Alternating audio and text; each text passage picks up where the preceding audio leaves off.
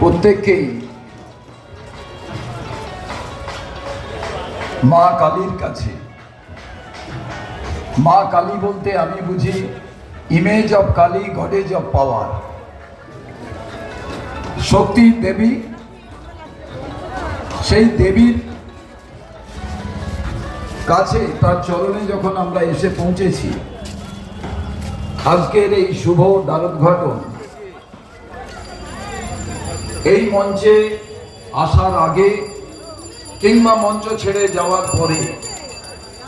এবং এই রাস্তাটার পাশ দিয়ে যেতে গেলে কালী পুজোর